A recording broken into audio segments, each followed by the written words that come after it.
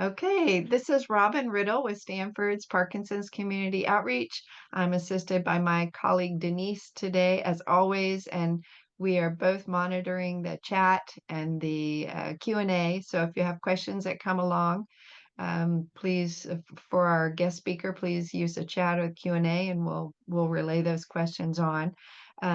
We're so glad to be able to host today Terri Pease.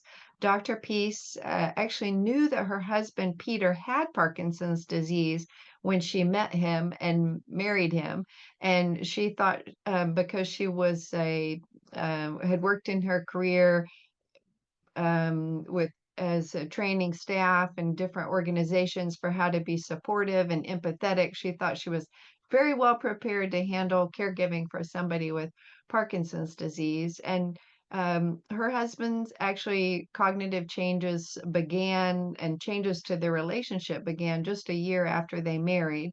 And again, she did know her husband had Parkinson's disease when they got married. And after about a year after her husband's passing, Terry used her personal and professional experience to write this wonderful book, which she'll be speaking on today. It's called From Care Partner to Caregiver: Love, Dignity, and Parkinson's. And she actually thought about how Parkinson's disease affects our lives and affects relationships, and thought she might have titled it "Well, Crap." And so we're glad to have Terry talk to us, everybody today, about caregiving in a loving and dignified way for somebody with Parkinson's disease. So take it away, Terry.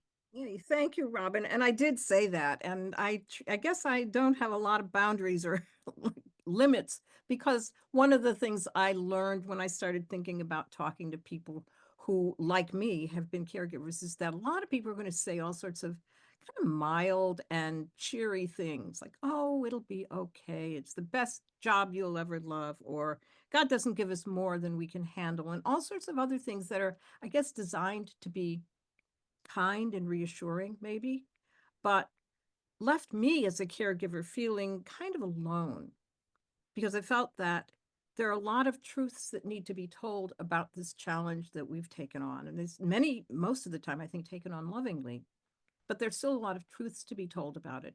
And that's what led me after Peter, who was the love of my life, but who also um, had Parkinson's. And he had Parkinson's. He let me know about it like in the first minute after we met. So that was not a surprise, but what Robin said is absolutely true. I had no idea what I didn't know about what it was like to be a Parkinson's caregiver, what he would want of me, what he would need from me, and what I would need to be able to be the caregiver I wanted to be. Um, I like to remind people at the beginning that I am not a physician. I'm not a doctor. My PhD is in human development. So I've learned a lot about how people grow and develop and change, but I'm not a therapist. And so I don't come to you with the kind of credentials that say, I know how to fix some problem. But I do come to you with a lot of experience and a point of view that says that there are things that can make our caregiving lives more comfortable, more loving, more connected to our loved ones. And that's why I talk about it. So, with that, I want to tell you a story. Somewhere down the line, I no longer remember exactly what year it was. I guess I can tell you it was about 8 years ago. I got some really scary news from my doctor, news that turned out to be a 3-month wonder, and things were fine 3 months later and continue to be fine all these years later. You know, what is it, 7, 8, 9 years later, my doctor tells me. But at the time, it was kind of a scary cancer diagnosis. So I came home from the doctor, and Peter had had Parkinson's for quite a while at that time. And I told him what the doctor had said. And he looked at me calmly and he said, I know I should care, but I don't. And that was the difficult moment when I realized I've got a lot to learn. Now, before we get started, I guess I should say how happy I am to have a chance to talk to folks there in the Stanford area about being a caregiver. And I wonder how many of you are caregivers and how many of you are persons with Parkinson's who are not being a caregiver. If you're a person with Parkinson's, would you put a P in the chat, please?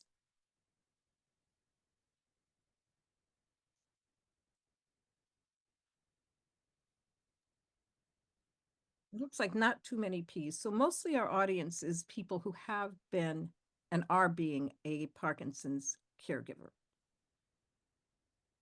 And the reason I ask about that is because being a caregiver and being a person with Parkinson's, very quickly those paths diverge. And the stories that people need to hear and the information that is going to really help to keep your connection strong, in some ways are fairly different. And I thought I like to be really pretty frank about it. And so I wanted to just kind of get a sense of who's here and what I can do to be helpful. So the story that I told you is of my husband not being able to say what or feel what he knew he should ordinarily and in his right mind would have felt. Oh my goodness, you've got this thing that's happening in your life, and I don't know. I don't care. I know I should care, but I don't. Now I could have, fallen apart, and I could be telling you a story about a marriage disintegrating, but that's not what I'm going to tell you. It's this Parkinson story instead that I'm going to tell you. So I'm going to tell you a little bit about what I came to understand. When we met, as Robin said, we were like soulmates. We shared a love of music and books and travel and theater. I'll never forget when we built a little garden bridge together, and we had this really lovely connection. We decided to move from where we were living in the Midwest to our house in Maine, and shortly after we moved, things started to change. And the key insight that I want to share to you about what I experienced as a Parkinson's caregiver and what I think meant and what I know from the thousands of Parkinson's caregivers that I talk to in my website and various places, marriage vows don't tell us enough about how to do this. Now, I've gotten some grief from people who've said that, but the vows that we make in sickness and in health tell us maybe what we're called on to do, what we want to do. But they don't tell us how necessarily. They don't tell us how, because knowing that you are with your loved one for the duration in sickness and in health does not tell you how to sustain and hang on to the connection in a relationship. And over the years that I've been writing about Parkinson's and thinking about Parkinson's and talking to caregivers, I've realized that the impact of Parkinson's on the relationship and on the capacity for relationship is really the hardest part. And I'm wondering how many of you, I mean, if you can raise your hand, if you think that's been your experience, that your relationship is affected by the impact of Parkinson's disease, whether you're early in the caregiving journey or not. I think for many people, that's a reality, that something changes pretty drastically. And that can mean that Parkinson's is lonely and hard and kind of painful. It can be isolated and confusing. And yet, what I want to tell you is that it doesn't have to be that way. And if I have a mission at this point in my life, I think it's that, to say Parkinson's caregiving doesn't have to be lonely and isolated and heartbreaking. Our marriage was not always easy. My husband had Parkinson's and his cognition failed, and a lot of things, were problematic and tough, and they were hard on him, and they worried and scared him, and they worried and scared me. But what was so lucky in our relationship, and the thing that I really want to give you as caregivers and as people with Parkinson's, is that your marriage, your connection, your relationship, your presence in the world can be good. And I don't mean that in a kind of moralistic Pollyanna kind of way, but that you can hold on to your connection together. But it takes work. And the vows, love, honor, and cherish in sickness and in health, that's not going to help you enough to know how to do that. At least that's my experience. And that's the experience of lots of people that I talk to.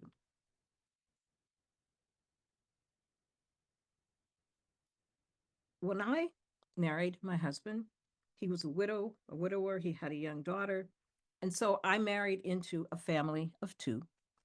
But what quickly became clear is that it was not a family of two. There were two other intruders in our relationship. You know, that feeling people sometimes talk about Mr. Parkinson's, although maybe it's not always Mr. Sometimes it might be a Ms.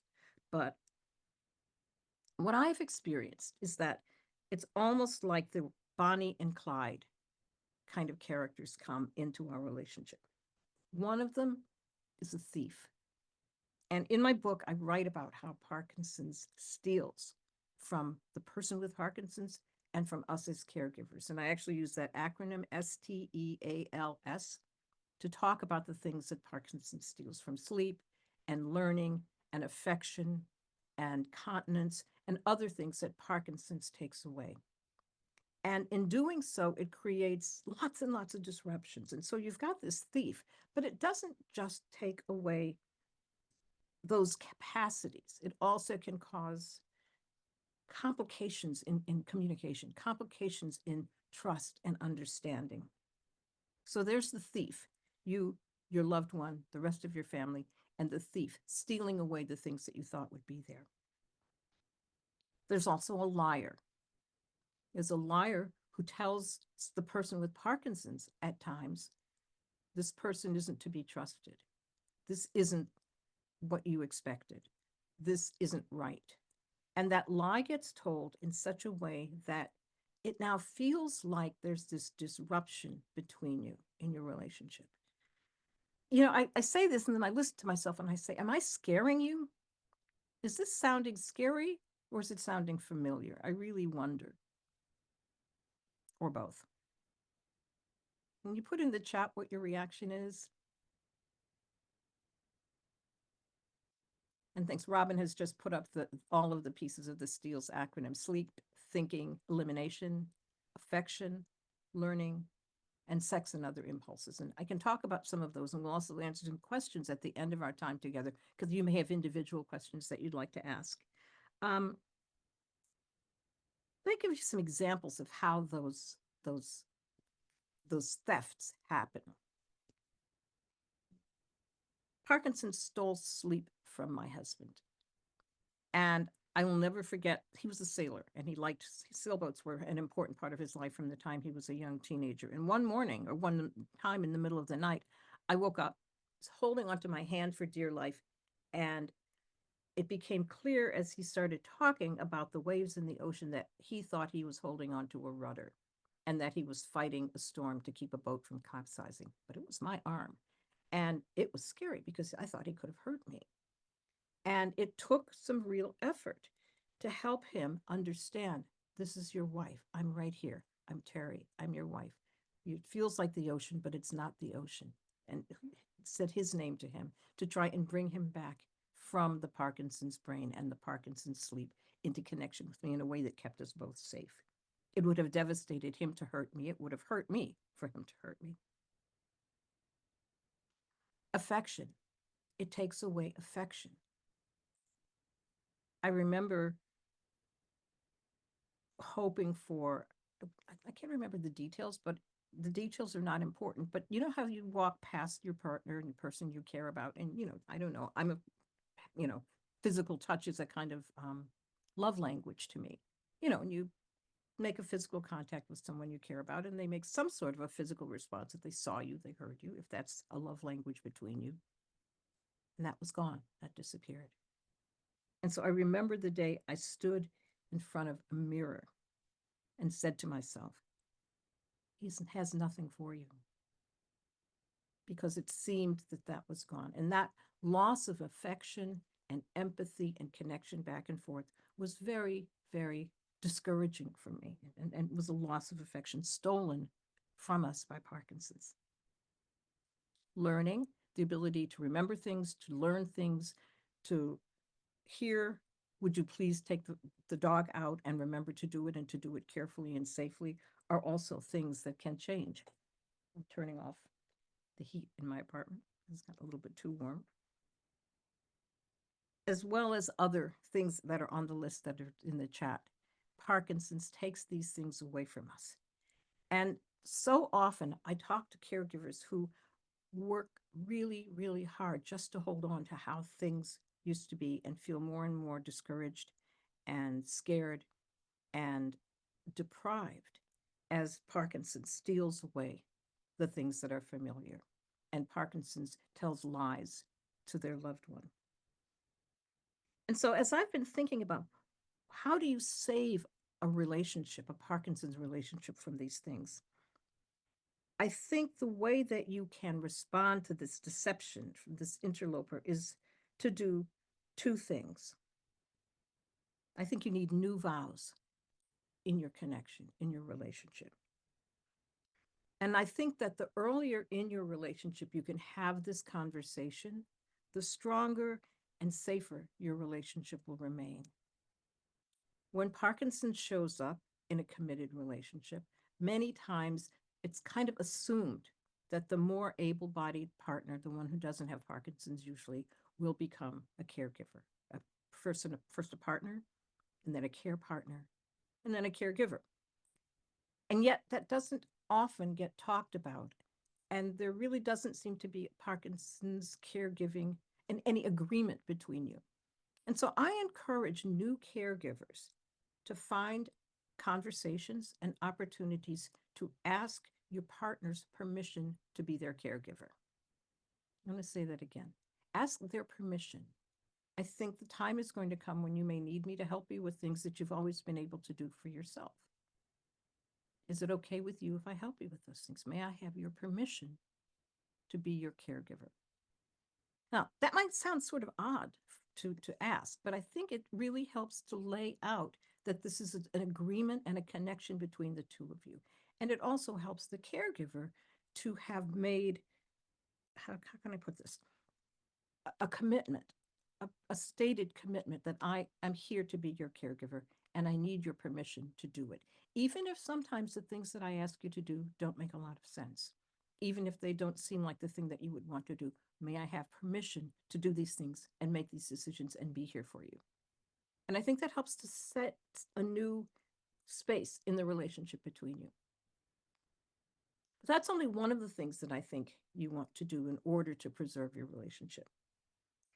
The other thing is that counteracting the deception by asking the person with Parkinson's and with the person with Parkinson's to make this commitment, well, for the caregiver to make this commitment. When you are speaking from your caregiver's brain, because that happens, when you are acting in ways that are not familiar and not you and not how things have always been between us, I want you to know that I will promise to see that as your symptoms and not you.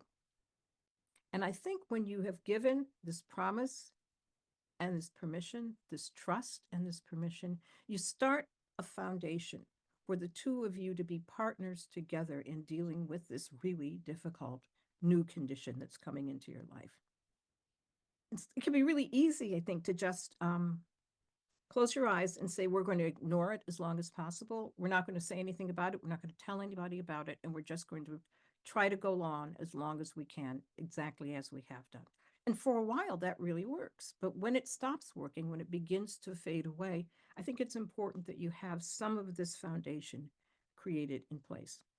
I had somebody, I answered questions and answers in my email list. You know, people send in questions sort of Dear Abby style, and I answered them. And someone asked me, when my partner was diagnosed with Parkinson's, we made a decision that because we are very private people, we're never going to tell anyone and we're going to do it all ourselves. A lot of us feel like that's the right thing to do. But I think that that compromises the warmth and the connection and the love in a relationship because it doesn't allow you to really speak the truth about what's happening and to handle it together in ways that are that resonate with the relationship that you've always had. So if you can get permission from your loved one who has Parkinson's to be able to care for them, even when it doesn't make sense, when you can offer a promise that I will not see your symptoms as you, you create a space for a new loving kind of connection. I don't know this would work for everyone. I don't know if it works if your relationship has been really on uneven ground for a very long time. That's a really different kind of connection, a really different kind of commitment that a caregiver has to make. if, as I read recently from someone, I was thinking about leaving my partner, but I don't want my children to be in charge of caregiving, so I'm staying for that reason, which can be a very powerful decision, but it's important that it's a very explicit decision. So using these promises, these new things correctly, the permission and the trust allows you to hold on to your relationship. I can tell you, as I said, that my relationship with my husband was not always easy. And he spent the last year and a half or so of his life living in a nearby memory care facility where I was super lucky because I was able to go there every day and bring the dog and cook him dinner if I felt like it or he wanted it. But it was still not our house. But it meant that we could continue to be partners, husband and wife. And my husband passed away in his mid-80s in my arms, and it was a beautiful, is it strange to say that? It was a beautiful and loving and very personal kind of experience. And I felt very blessed to have that kind of end to his long life. Because what happened for us was that we always were able to have something good between us, even when it was hard. A lot of what I wish for you as caregivers is to find your own conversation that says, I'm here with you to do this hard thing so that it doesn't become a conflict between the two of you and it becomes a challenge that the two of you have to face together. But I think talking about it is a really important piece of that. So that's kind of the story I tell about one of the things that has led me to be the kind of I don't even know what the word is for what I do, but I talk to caregivers and I share with caregivers their own experiences with each other and my experiences with them in order to make your life easier so it's not so lonely, it's not so isolated, because it doesn't have to be that way. What was always strange to me was that you could ask the doctors about our experience and the doctors don't really know. You can ask the physical therapists and the social workers, and a lot of times they don't really know. I hear from caregivers all the time that the only person who really understands what we experience is another caregiver.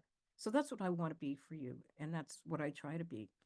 And what I'd like to do is to ask, do you have questions that I can answer? Because what I've found is that every caregiver has his or her own specific set of questions that merit an answer that really is as much as possible tailored to your specific situation. So I think, Robin, we had a couple of questions that came in before, and I wonder if anyone else wants to put a question in the chat. Oh, absolutely. Anybody's welcome to put questions in the chat or the Q&A. I'd like to ask a few questions myself just in to get the ball rolling, but I'll certainly give plenty of most of the time for questions to our attendees. I wanted to ask a couple questions about the title of the book, which is From Care Partner to Caregiver.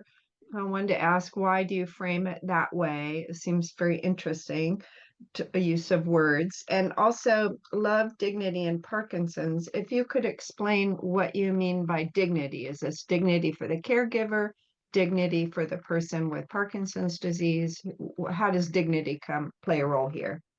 Okay, that's two questions. And let me start with the first one first, which is that in my experience, being a care partner was what life was like when my husband, who had Parkinson's, needed my care, but with lots of things. But I also still experienced him as a shared partner in this situation. The experience that comes to mind is when we first moved into this house, there were a lot of little carpentry pieces and things that needed to be done. And his knowledge and his skills and his experience still came to bear. And so we were still partners, even though I was very much offering a lot of the Parkinson's care in day-to-day life. But over time, that changed so that it became much more that I was doing the care. And as I say at one point in the book, because I think it's a really important thing, part of what I had to learn as a caregiver was to kind of take his side in a disagreement, in a dilemma, in a situation, and mine, and to take both sides in order to be the person, to keep the care in the center, to care for him, to care for me. I give a couple of examples of situations in which a person has to say, I understand. It makes perfect sense to me that that would be so upsetting to you. And I have a different view. But you have to, I found I had to be the person to be his voice. And when I was his voice and his presence for him, because he couldn't do it for himself anymore, that's when I started thinking caregiver rather than care partner. Mm-hmm. I hope that makes sense, but that's kind of the distinction that I drew. And it really felt like a different kind of commitment, a different kind of relationship at that point. And it called on different kinds of things for me. And it robbed him of different ways of participating in our relationship. And I think that's an insight I've come to say it in that way kind of lately, that the degree to which Parkinson's robbed my husband of the chance to be a loving partner to me was hard. Mm. And being able to name that for him and to make it real and make it not a point of blame. You can't remember to bring me flowers on Valentine's or something like that. But actually, someone who was in one of the online groups, such a wonderful story. We had been talking about Valentine's Day and about holidays and how, your partner may not remember. And she did the sweetest thing. She bought a big bunch of flowers and she bought balloons. And on Valentine's Day, she took him to the front door and she stood him outside their door and she said, "This is for your wife." She stepped back in the house and shut the door. He rang the door. I mean, it kind of brings tears to my eyes even now, because it was a reviving the ritual of their love and doing for him what he could not do for himself, to express his love. And she understood what she was doing. It's not the same that you're, sitting in the corner doing whatever you're doing and your partner comes in with flowers, but that's all kind of a ritual anyway. But bringing that to life for them was just such a loving thing. And the smile on his face, she shared a picture. And the joy on her husband's face that he was able to take that role on again was so lovely. And Parkinson steals that. And it's wrong that it steals it. So that's what I mean by that. That's sort of a long-winded answer, but I guess I'm kind of a long-winded person. So And then dignity. wow, Dignity. Parkinson's can be really undignified. Yeah. Wow. I mean, from simple things like the time my husband fell down the steps into my arms. And thank God I was a little bigger than he was, because I'm not sure I could have caught him otherwise. But, that by itself, for somebody who'd always been a person with a great deal of dignity and sort of presence and that in his own life, to be somebody who stumbles and falls on the stairs and his wife has to catch him, could be embarrassing, if nothing else. And being able to preserve his dignity in more kind of personal kinds of things, when you start helping someone in the bathroom, I used to say to him, "You're not doing anything that I don't do. It comes with having a body." Now, it took me a while to get to that phrase, but understanding how you can restore a person's dignity, offer a person back their dignity as much as possible, I think is a big piece of loving someone with Parkinson's. Parkinson's tries to steal it away from both of you. And again, you as the care partner can take on the role of preserving the dignity in your relationship. So I'm hoping that kind of makes sense about where those titles came from. Yeah, absolutely. One of the things in your book that you talk about is that many of the challenges that couples face uh, from Parkinson's disease come from the non-motor symptoms. And you state that sometimes, too often, doctors don't point out these non-motor symptoms to people with Parkinson's disease or their family members, care partners, other family members. Could you talk a little bit about some of those non-motor symptoms, or one of them that affected you the most? So certainly dementia was a big role in Peter's life and challenged you. Could you speak about that? Give an example of that or something else. Absolutely. I mean, there are a lot of variations on the non-motor symptoms, and this is the thing we learn about Parkinson's, is that it's not like there's a straightforward path that everybody follows. So got a whole collection of things that can happen in various ways. And your particular brand of Parkinson's has its own face. But the things that really struck me first, when my husband's face, smiles, facial expressions disappeared. And if I had not known better, I would have thought, what happened? We've been married for such a short time and he doesn't look at me or smile at me or love me anymore. That would break a girl's heart. And coming to understand that that's about the face and the emotional I'm touching my brain but like the emotional aspects of brain function don't translate into facial expressions. And I've read research in both directions about whether the person feels the emotions but can't express it, or, I'm no neurologist, so I can't really speak in nuances about that. But it's really clear that a person with Parkinson's face changes in ways that rob the normal give and take of a relationship with part of the important aspects of communication. You look at me, even here on Zoom, I look at you, you look at me, your facial expression, your nods tell me something about what's happening between us. Mhm. And that disappears in Parkinson's. So that's a non-motor symptom. Other non-motor symptoms are apathy. I mean, the perfect example is, I know I should care that you're sick, but I don't. That's apathy. That means that the capacity to feel for someone else, loss of theory of mind, the psychologists would call it. You can't think your way into somebody else's feelings. Didn't you know that I hate asparagus? Oh, yeah, I guess. But even if they knew cognitively, they can't feel it, can't feel the importance of it. And that can be really very unnerving.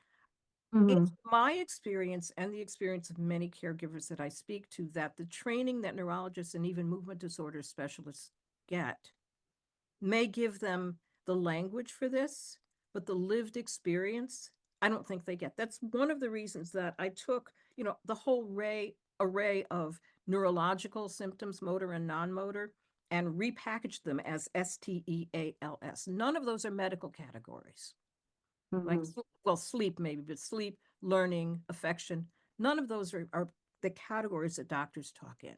But those are the categories that people live in: affection, learning, thinking. And so to talk about this array of non-motor symptoms in the terms that are the way human beings live with each other, I think for me, it gave more information about what it is that this thing did to us, is doing to other people, and how we can look at it, understand it, and work with it, as opposed to just being devastated by it. Yeah. There are some Um, really, I was just going to point out, there's some really good videos, one in particular from one of the foundations about the non-motor symptoms. And if you've never heard of it before, to have somebody describe these things so that you go, that's what that is. That's why this feels that way, can change your life. mhm. Going back a moment to sleep. And by the way, if people have questions, please, I don't need to hear myself speaking all the time, but if you have questions, please put them in the chat or the Q&A box.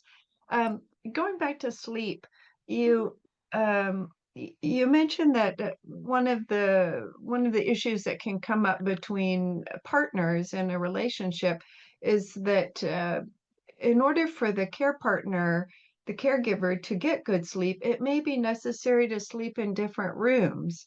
Can you talk a little bit about how to negotiate that as a relationship, how to negotiate that behavior change? That is a tough one. I mean, when you can't sleep next to your beloved, when, always you've been there, and it isn't safe for them, it isn't safe for you, and it doesn't give you what you need to be able to continue in life. I think the more that you as a care partner can say, and the more you can say it before it has broken your heart, this is something I wish were not true.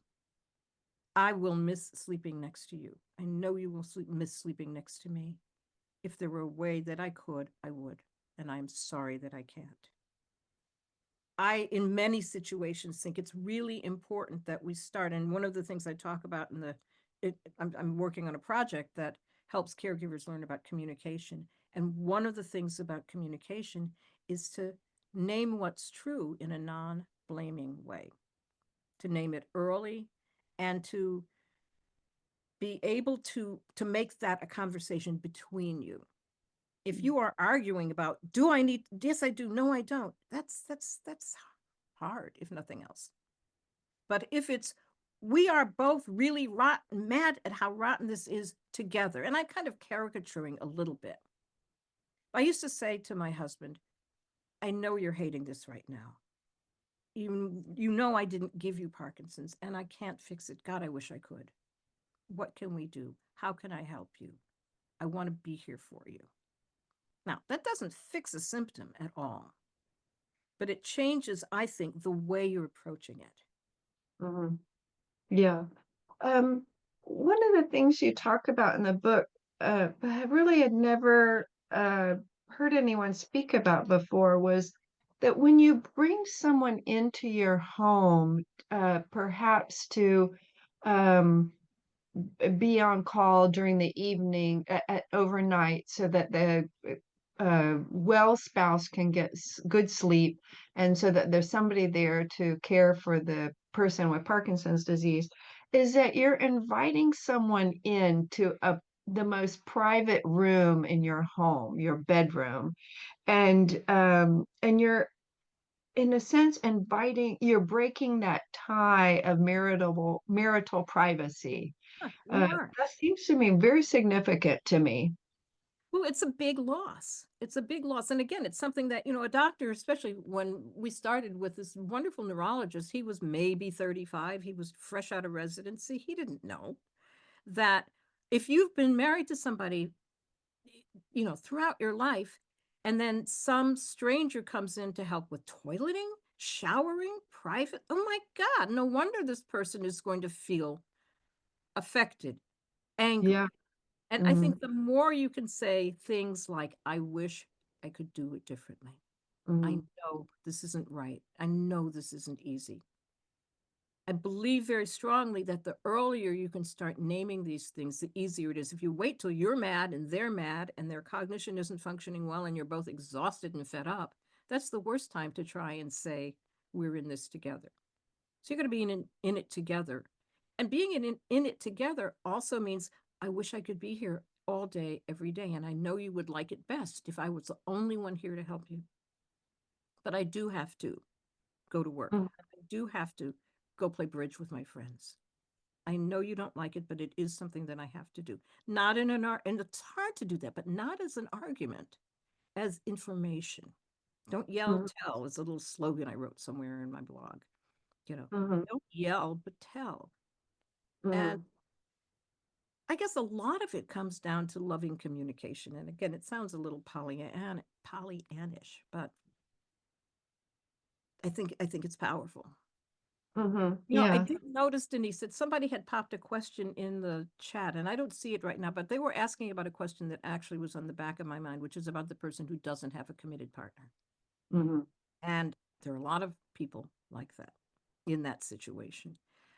And I think the earlier that you, as a person with Parkinson's, can name, and this is a guess because I have not been in this situation, but it is my guess that the earlier you, as a person with Parkinson's, can say to yourself, if no one else, I am a person who may need help in the future, and leave that emotional door, that social door, that personal door open. Um, I remember when we moved to this town, and I guess I'm, sort of telling all my stories, but when we moved to this town, we had the choice of choosing a church nearby or far, and we never really made a choice. And looking back, I think if we had joined some sort of committed community like that, it would have been good for him and for me. And we didn't do that. Um, Too often, and this kind of broke my heart. I did a little informal survey on, I guess it was on my Facebook page or someplace, where I asked Parkinson's caregivers um, how their faith community had responded. And I was frankly stunned how often people said that their faith community just kind of walked away from them. wow. I Shocking. don't know. Yeah, it was really stunning to me.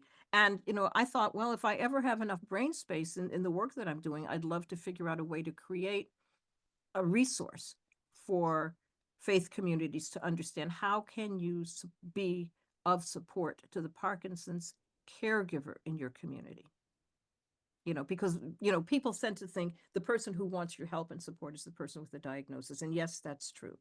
But this is a couples disease. This is a relational disease. And so I think that faith communities and other, supportive organizations could do a lot to strengthen both parties by strengthening the caregiver. So maybe someday, maybe a year from now, when my things, settle down a little bit in some of the other work I'm doing, I would like to create such a resource with the help of people from different faith communities. What's worked for you?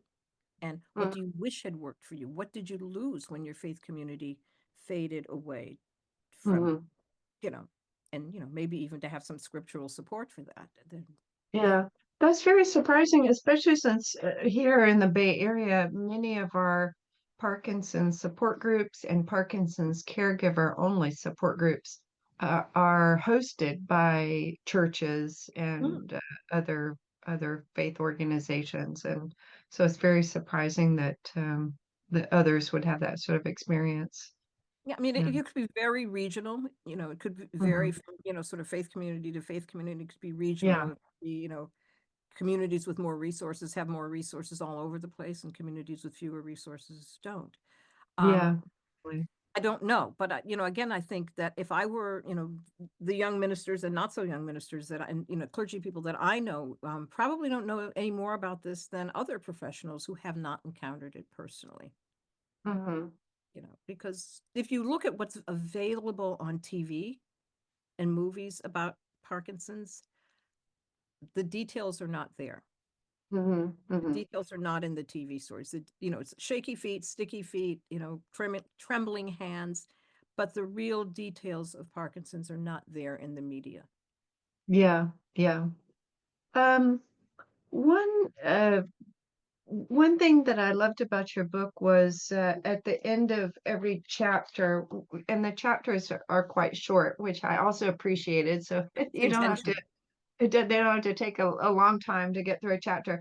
But at the end of each chapter, you have some questions that you pose to the reader, both to ask themselves and I think in the first case, very first chapter, maybe you have them ask or answer the questions for the care recipient, the person with Parkinson's disease. But by and large, they're focused on caregivers and what the relationship is. And one thing you make clear is that caregivers, care partners should start now thinking about how to maintain dignity both for themselves and for the people and for the person with Parkinson's disease, person that they're giving care to.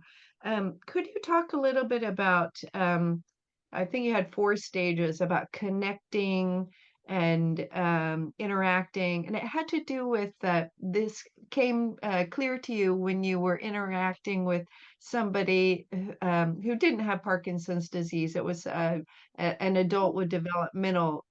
Yeah. Years and years ago. Oh my goodness, that was a long time ago. Yes. I don't remember the exact words that I used, but the story was of a man who was maybe in his mid 40s, late 40s, and I was young. And I was working in an organization that supported adults with developmental and cognitive disabilities and head injuries and so forth who needed support. And I was having lunch with this particular person for some reason I don't recall, but in the middle of that conversation, he suddenly had a very dramatic bowel accident, or episode, which was like, oh, I didn't know what to do. I really didn't know what to do. All the fancy PhDs in the world don't tell you what to do in that moment with, somebody who's taller than you and bigger than you. And this young man, I think I called him Javon in the book. Javon came up and he was just terrific. He said, let's call him George, which wasn't his real name. George, didn't you tell me you had gone to the Yankees when you were a kid? Come tell me about it. And while we're at it, I'll get your pants changed. And that was the most lovely and dignified way of handling, it was, well, if you're a Parkinson's caregiver, that it can be messy and difficult. But I mean, we all poop. There's a children's book, Everybody Poops. Well, everybody does. And to be relaxed about these things and to treat it with that kind of dignity. I learned so much from that young man because, well, it just showed you how you can treat people. And, lessons come everywhere, and they came from there that day. Yeah. One of the other tips that comes across in your book is to try to say things without emotion. And I'm not really expressing that very well, but to, as you said, tell, don't yell, but Hmm. to try to keep a flat tone about things and just focus on the facts of the situation. Um, you mentioned one time, for example, your husband, Peter, seemed like he was about to strike you. Could Yeah. you talk a little bit about that? Yeah. Yeah. I mean, that was a particularly dramatic event because he was really upset with me about something. And I don't remember why he was angry because it was, I don't know. What it was hasn't stayed with me. And he was getting more and more and more worked up, and he raised his hand as if he was going to clobber me. Now, I didn't want that. And it would have been very easy to get worked up and exercised, and then it would have become a whole thing. But what I was able to do in that moment, and it served me well, and it was something I repeated, was I took his hand like this, very strongly, but not to hurt him, but just so that there was almost no opportunity for him to wrest his hand away from me. And I just said to him, I spoke his name and said, "Are you the kind of man?" I said his name like 2 or 3 times to kind of get past the symptoms to the man inside the symptoms. And I said, "Peter, Peter, Peter, are you the kind of man who hits his wife? Are you the kind of man who hits his wife?" Simple sentence, the same words repeated. I mean, these are communication tricks that I teach. Simple sentence, the same words, very simply. Do you hear how my voice in that moment was questioning and not arguing? I wasn't saying, "Don't hit, how dare you?" It would be very easy to go to that place. But instead, it was my telling him a safer way to be with me and in a way that preserved our relationship. And it helped. And I'm not promising magic. I can also think of episodes that were not as simply resolved and ones where I had to remain calm for an hour or more and manage every moment of that hour or more without taking my own side. Does that make sense? I wasn't Hmm. trying to take care of my own emotions in that moment. I mean, it's complicated to try and say briefly, but it was about preserving what we had between us as opposed to what was separating us. Hmm. It's a relational disease, and one of my real goals is to try and preserve relationships for both parties. And it's what's close to my heart. It's what I care about. There are a couple Yeah. of really great tips in the chat that I didn't want to lose track of.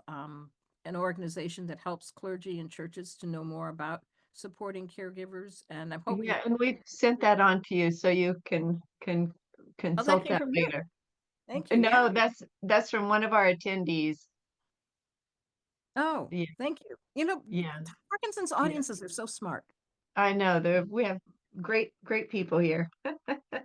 Um, one other tip that I liked that you shared was to relive one loving memory every day. I Yeah. thought that was a nice way to start the day. And you could certainly remember it with the person with Parkinson's disease. Yeah. And the trick there is never to say to your person whose memory is failing, "Do you remember?" Because of course that's going to break their heart. Because no, I don't Yeah. remember. My memory is older and less capable than it once was. And when someone says to me, "Don't you remember, Nana?" Maybe not.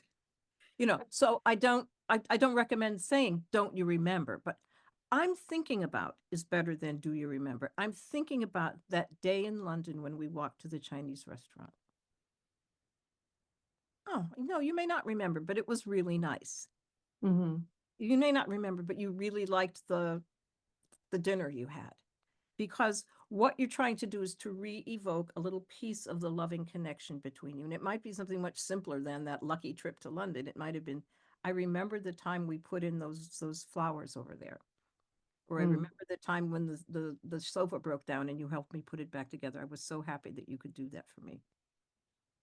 yeah. Trying to restore little bits of it, because I believe, and this is not scientific, but just sort of human, I believe that even a person who's very strongly affected by Parkinson's wants to feel loved, wants to feel connected to someone, wants to not feel alone, and wants to feel safe. And the Hmm. more that we can do that in a way that also makes us feel loved and not alone and connected and safe, right? You cannot neglect yourself as a caregiver. But if Hmm. you can do that in a way that preserves safety and connection for both of you, for the whole family, because many times there are children involved too, I think the less Parkinson's is able to steal away from you. So that what I'm really hoping is that people here can also say it may not have always been easy, but it was always good. Hmm. That's my wish. Could you talk a little bit about marital vows, the promise not to place anyone in a care facility, and what to say should that need arise? I think that it's a deep error to say, I promise I will never put you in a nursing home.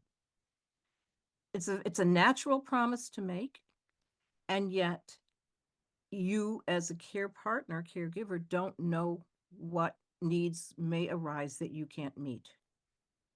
And I can remember talking to caregivers in particular who made that promise, and to hold bitterly onto that promise ended up depriving the loved one with Parkinson's and themselves of support and help that they should have both had. And so it's like they were elevating that set of words, I promise not to do XYZ, over something else. And what I encourage people to say is something more like this: I don't know what the future holds, but here's what I can promise you, assuming you really can. I promise I will be with you. I will not leave you to face this by yourself. I remember the time when my husband got really frightened and angry and he was scared. He was mad and he was ready to let me know about it. And I knew he was scared. And I said to him, I know you don't want to be in pain. I don't remember my exact words, but it was something like this: I know you don't want to be in pain, and I will do everything I can to keep you from being in pain. I know you don't want to be alone, and I will do everything I can to keep you from feeling alone. And his anger and energy went from here, and he looked at me and he said, That's what I want. That's what I want. And that just made me feel like I'd hit the jackpot, Mm. because now I knew what to do, and I knew what he wanted me to do. And again, it was not because I was able to step back from his rage and his, fear and all of that, and to reconnect. It's really, I mean, it seems so simplistic. It's all about trying to preserve the connection and getting the help you need to preserve that. Because sometimes if you have to cook and clean and do the laundry and take care of the dog and you can't connect if you're trying to just keep a roof over your head. So connection is not something that you can produce without help, without support. But it's an important value, I think, to preserve both of you and to make this tough life worth living.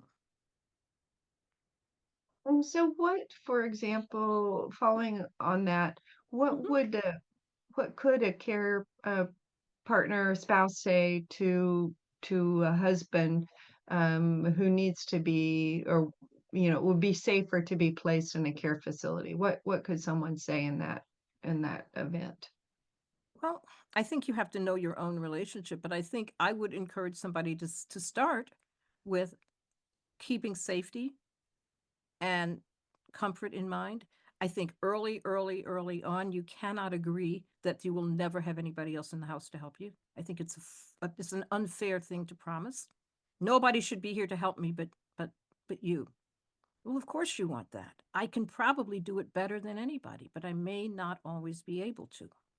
That's telling the truth. I knew of someone in my family's life years ago who had made that promise: no one will ever be here but you. And it killed him. It was just too hard. And I think you can be honest. I will always be number one. I will always do my very best to be here when you need me, but I can't promise that I'll always be here. I might have a doctor's appointment. I might have, the kids might need something crucial. And that's why I want to have Joe from across the street or this person from the agency come in so that I can learn to trust them before I ask them to help take care of you.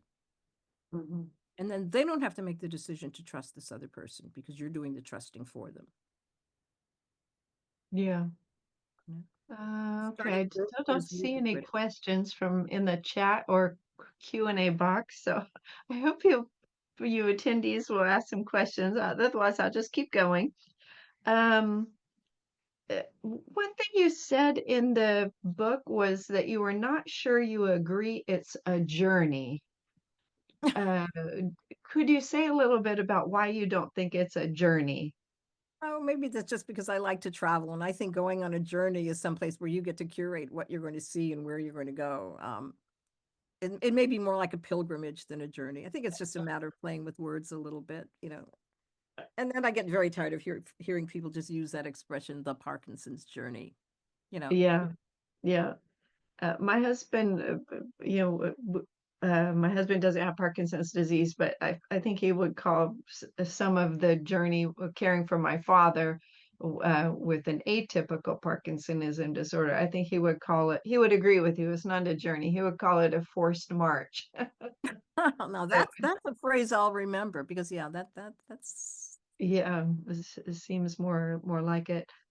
Um, One thing you talked about were some very basic things, which I thought were really great about, getting that care partners need to know how to drive because not all of us know how to drive, but they need to know how to drive, need to keep their vehicles in good repair.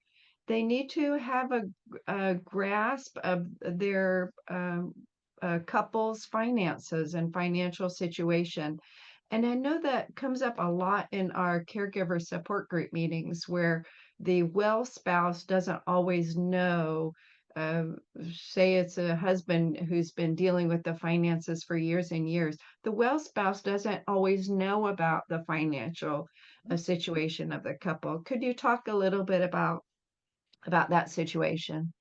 I can, yeah, absolutely, because for a couple of reasons, because the earlier you can get those financial things taken care of, I think the better. A lot of times I read a lot of online commentary by caregivers who've waited and waited and waited, and then after their person is strongly affected, they want to go get power of attorney and they want to get the banks to turn over access to bank accounts and so forth. And if you haven't done that, if you haven't made a Social Security representative payee while the person is really able to participate in that conversation, you can be kind of up a creek and it can be much more complicated and unnecessarily so. Um,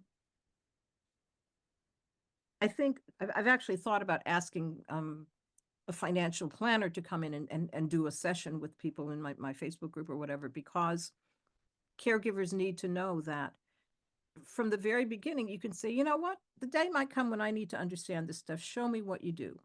Help me understand.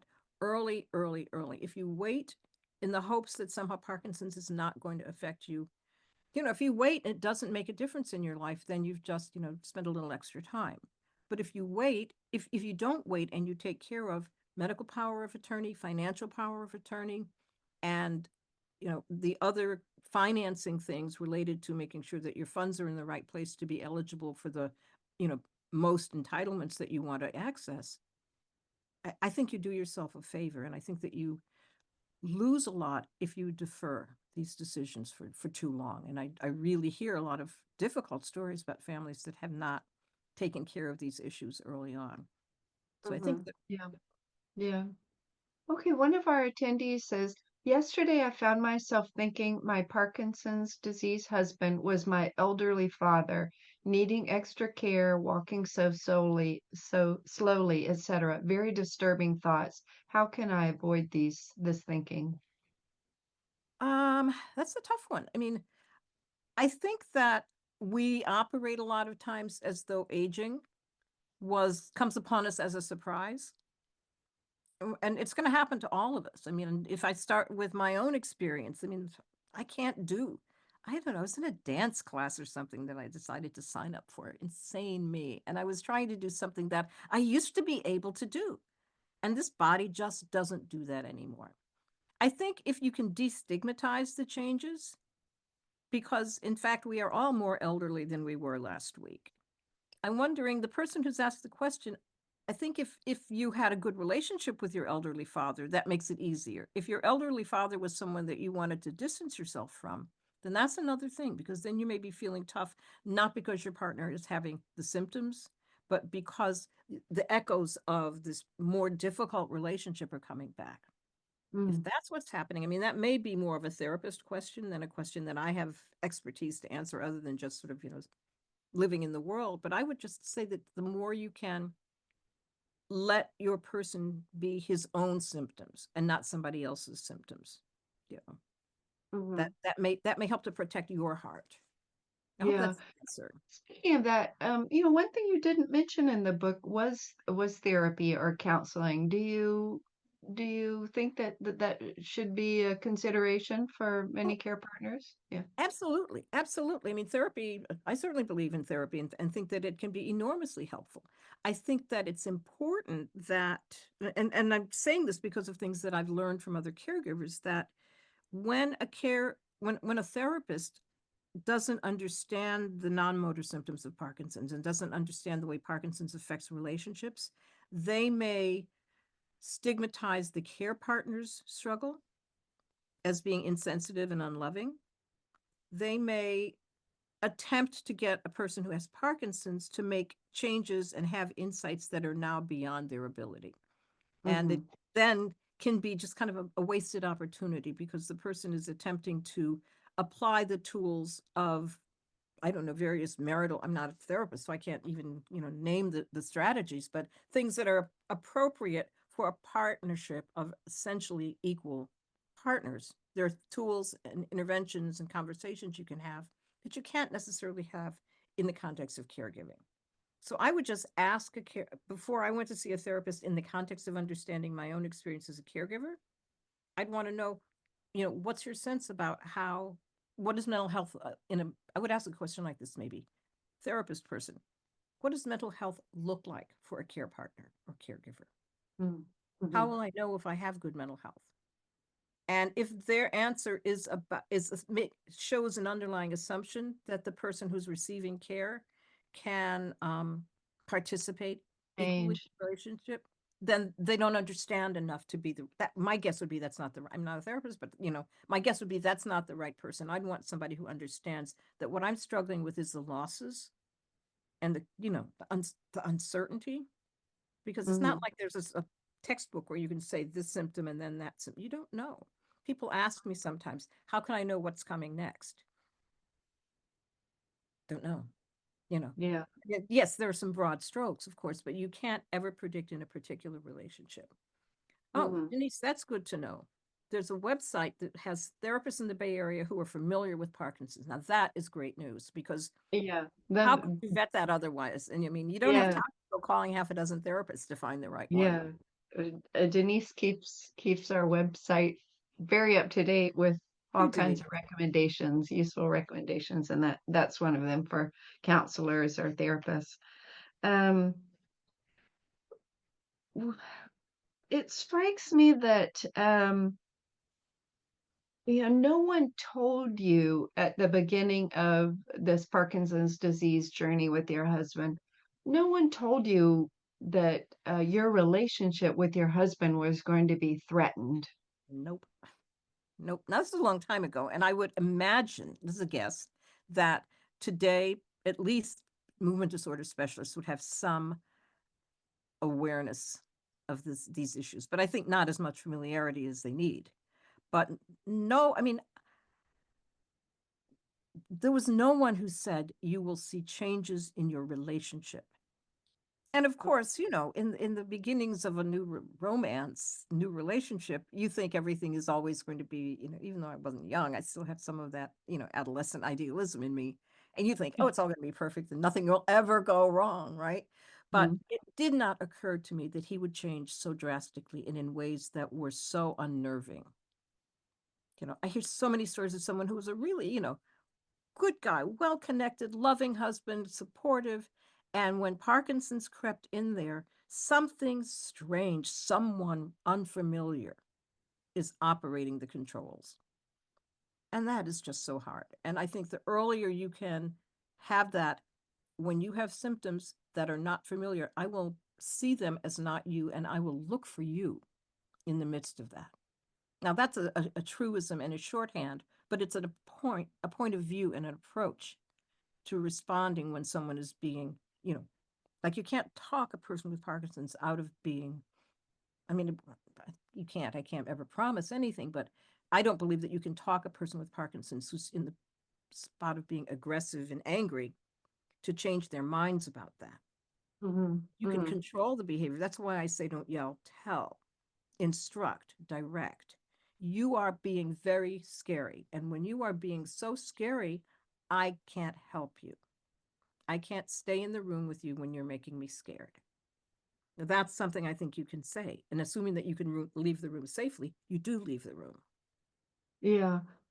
One example, somewhat related to that, that you give in the book is when the care partner is being accused of infidelity.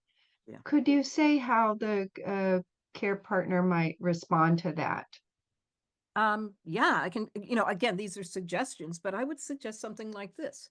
Oh my goodness, you think I was, well, no wonder you're upset if you think that I'm having an affair with the butcher down the street.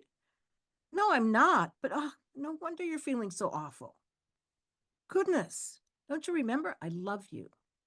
Not how dare you and I never, but sort of connect with the feeling.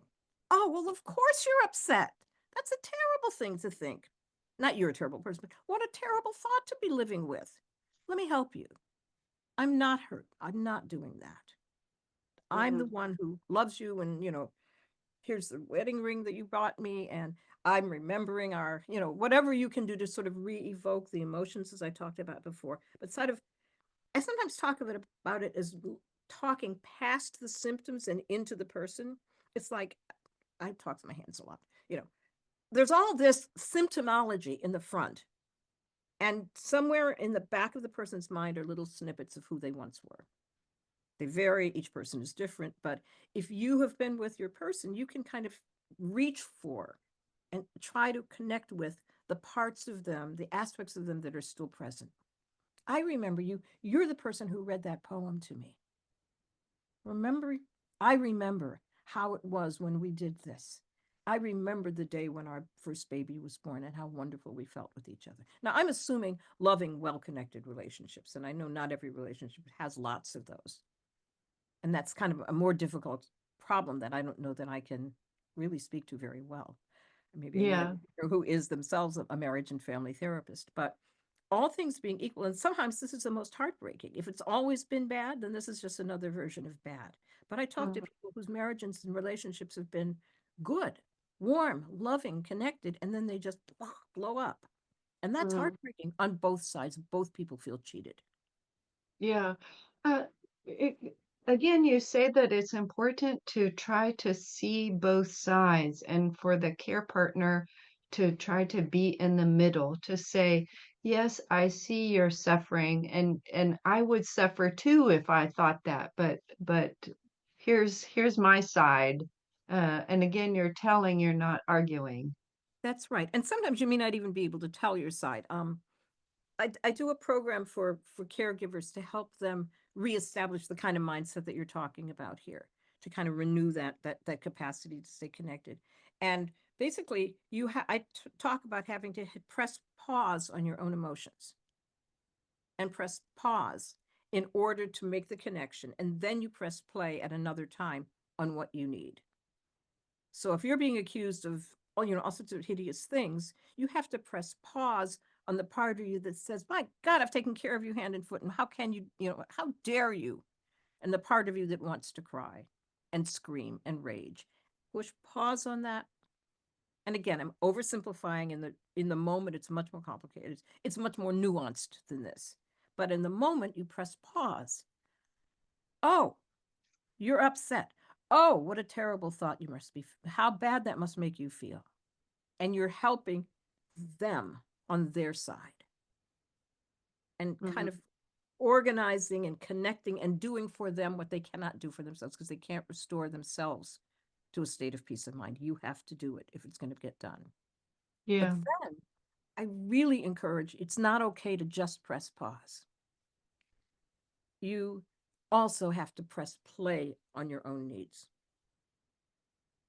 And never Yeah. forget from a youngster who was taking care of a grandparent, I know I'm not supposed to need anything, she said. And that broke my heart from this 20-something-year-old kid Mhm. to say that, because of course that's not true. But somehow the notion comes around in our world that a good caregiver cares nothing about themselves. Nonsense. Unfair nonsense. And I say that, with all the emphasis I can. Mhm. Yeah. Someone asked, how would you introduce the idea of couples therapy to a partner who might feel threatened by the idea? I would be hesitant to suggest couples therapy to a partner who may not be able to participate with their full cognition and emotional selves. Um, I mean, in general, in a relationship, you may have a partner who doesn't want to go to therapy, who's suspicious of it, or doesn't have any understanding it, or it doesn't resonate with them. Um, I think you'd have to first reach out to the therapist and ask yourself, what are you hoping couples therapy is going to do? And if somehow in the back of your mind and in your deepest heart, you're actually thinking therapist is going to make him stop acting like a person with Parkinson's, it's a Mm. waste of money and effort and heartbreak. Yeah. But I think that happens. I think people think this is a therapy issue. Mhm. People think my marriage is falling apart, my relation is falling apart. He has stopped loving me. She has stopped loving me. When what has happened is that their capacity for love is being eroded by Parkinson's. What a Mhm. rotten thing it is that I talk about. Sometimes at the end of a conversation like this, I think it's so hard. I wish I had much happier things to say. But Mhm. I can tell you that you can find your own meaning in the Parkinson's caregiving life. You Mhm. can feel connected with the community and you can feel that you are doing the thing that you know is right for you to do. And you can do that with an open heart, I believe, even Mhm. when it isn't easy. I think the worst thing is when you think, I shouldn't have to do this and I'm not doing it and I don't want to do it. Because if that's the case, then help out of home is appropriate and is kind and is loving. You know, Mhm. I don't think you have to destroy yourself in the service of caregiving. Yeah, thank you for joining us today, Terry. Um, I think you have some information you'd like to share with everybody about your 21-day renewal class and your PD Caregiver 101 class. Do you have a slide about that you Yeah, could share? actually, I do. Let's see how I can make Do you PowerPoint what I'm see a asking. share button on I your have to hit screen? share and Okay. then there's that. And somewhere it will say display. You would not believe that I spent 20 plus years of my life doing PowerPoints. I think it might be on the, yes. Can you see it now? No, I see something that says click to add title. Oh, So, that's not what we wanted. no, I think Let me try you, it one more time. And if it doesn't show there, then I will just use words. okay. Is that better? No, Oh, uh, dear. I I'm don't know trying. what I did wrong. Forgive me. No? All right. Well, I guess I cannot do it with the slides. So much for me being Yeah, fancy. at the on I just opened my PowerPoint. Do you see at the very top level there's Mm-hmm. a little save icon and then a little further over, I don't have on my good reading glasses, but maybe the fourth or fifth icon. Yes, right in there you just passed, I think, with your cursor. Just to the Mm-hmm. left of where your cursor is now, I think there's a display. Slide Looks like, play from yeah, slide. uh, no, it's above the word insert or view. Well, just use words. Okay, well, apparently I don't know how to use PowerPoint anymore. Let's blame the company and say as soon as you learn how to use it, they change it. What I just had is a slide to tell you about some of the things. They have a book that's available through the, ordinary sources, Barnes & Noble, Amazon, Kindle bookstores, called Love, Dignity, and Parkinson's: From Care Partner to Caregiver. The two programs that I created were because I couldn't, as more and more people started to join my email list and, read my stuff, I couldn't answer all the questions. The first thing I did was something called 21 Days to Renewal and Resilience, and it really focuses on people who've been at this for quite a long time. It's 21 daily emails, and you get an email every day, and people just tell me that they feel better, feel more connected to their loved ones, and more certain about what they're about in the process of caregiving. And so I'm really pleased with that because people like it and tell me that it's helpful. And then I'm just finishing right now something called Parkinson's Disease Caregiving 101: Patience, Peace, and Practicality. Because caregivers need information, especially in the first years. You need information, you need attitude, you need to understand what your attitude is and your purpose in doing it. You need to know about safety and skills and about communication tools. And that's the kind of stuff that I present in that.